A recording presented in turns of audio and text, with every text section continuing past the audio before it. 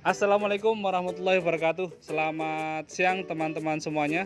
Saya Lutfi dan saat ini kita sedang berada di Klaster Pandawa, guest house dekat Bandara YIA Yogyakarta. Dan bersama saya Mas Ardan. Beliau adalah owner dari We Stay Guest House Management yang saat ini telah mengelola 90 guest house dan villa di Yogyakarta. Dan sudah berdiri sejak 2014 hingga saat ini masih konsisten dan luar biasa sekali. Nah, saat ini saya ingin ngobrol, bertanya-tanya terkait bagaimana sih bisnis guest house di Yogyakarta yang menjadi penopang utama di industri pariwisata Yogyakarta ini, yang kita ketahui bahwa pasar pariwisata itu sangat luar biasa ya di Yogyakarta. Baik Mas Ardan, Yes. Mas Ardan mau tanya nih, We Stay Management Guest House itu bagaimana sih? Seperti apa sih yang Mas Ardan kelola? Oke. Jadi We Stay Management Guest House adalah operator bagi pemilik-pemilik rumah yang tidak sempat atau tidak bisa meluangkan waktu untuk mengurusi dari aset propertinya. Kebanyakan aset properti yang saat ini mereka hanya investasi, hanya menunggu kenaikan dari harga properti naik. Capital gain ya. Capital gain-nya. Iya betul. Sedangkan mereka mungkin belum tahu atau tidak kepikiran bagaimana memanfaatkannya sebagai pemasukan bulanan. Maka dari itu We Stay Operator memberikan solusi dan juga sekaligus keuntungan. Jadi daripada hanya menunggu capital gain, maka bisa dijadikan sebagai passive income. Luar biasa. Wah, mantap. Keren Mas. Ya, betul Mas. Apalagi saya mengamati sendiri ya. Mungkin kalau yang warga Jogja pasti tahu bahwa setiap weekend Jogja itu macetnya kayak gimana.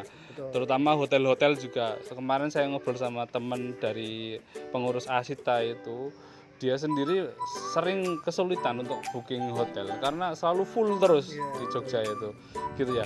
Nah, kalau dari We Stay Management sendiri, bagaimana sih pasar guest house di Yogyakarta? Kayak misalkan tingkat huniannya dalam satu bulan itu bisa realistisnya sampai berapa Mas? Berapa hari Mas?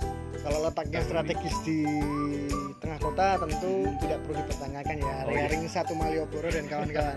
Nanti daripada sebagai patokan kan nggak enak. Siap. Karena di sana ya kalau mau diceritakan bisa sampai 20 hari. Luar biasa. Tapi untuk yang ring-ring selanjutnya kayak Sleman, Bantul, yang Kulon Progo, Jogja, Kulon Progo juga itu mungkin range-nya di kisaran 10 sampai 15 malam. 15 malam. Iya, untuk setiap bulannya. Oh iya, siap. Itu sih. Oh, mantap. Keren Mas. Kalau untuk gini, aset properti yang dijadikan guest house atau difungsikan untuk guest house sendiri, misalkan kita beli nih Mas, kita sebagai investor atau kita sebagai orang yang pengen punya simpenan, tapi itu juga produktif gitu Mas, nggak cuman jadi beban justru nanti akhirnya. Kalau misalkan properti rumah dijadikan guest house itu sendiri, apakah realistis misalkan kita membuat hitung-hitungan, misalkan bisa balik modal dalam waktu 5 tahun Mas? Pertanyaan yang cukup susah ya. Ini belum ada briefingnya. Belum ada, ya. Oke. Yang pertama kita lihat dulu tergantung daerahnya. Pada dasarnya pengalaman pribadi ya, yang villa terutama karena di tengah kota itu yang sudah real terjadi. Beliau beli sekitar 3 miliaran. 5 tahun balik modal. 5 tahun? Iya, itu benar-benar balik modal bangunan tanah sesuai model yang dikeluarkan ya. Terus plus punya aset villa sekarang. Punya aset villa dan sekarang harganya mungkin ya sudah naik 50% lah menurut saya. Berarti mungkin ya 4,5 M lah saat ini. Belum lagi masih mendapatkan bulanan. Nah, itu yang iya. Nah, itu sudah BEP. Nah, untuk area-area sekitar lain mungkin tidak sekencang itu. Cuman tetap ada potensi BEP yang mungkin 6-7 tahun seharusnya maksimal 8 lah. Sudah BEP dari sisi bangunan. Ingat kita tidak membicarakan capital gain-nya 8 tahun lagi. Harga properti udah berapa? Betul. Gitu. Siap. Oke, siap. Makasih banyak. Keren banget insight-nya Mas Ardan. Saya sangat tercerahkan.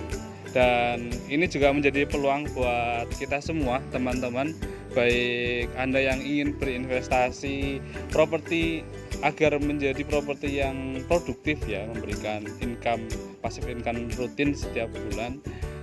Plus juga nanti kita nggak usah pusing-pusing untuk ngurusin atau untuk ngelola ya operasional harian ya, atau baik dari properti tersebut nanti bagaimana nanti membersihinnya, ngerawatnya segala macam, marketingnya itu semuanya sudah dikelola, sudah beres, yang penting duduk manis.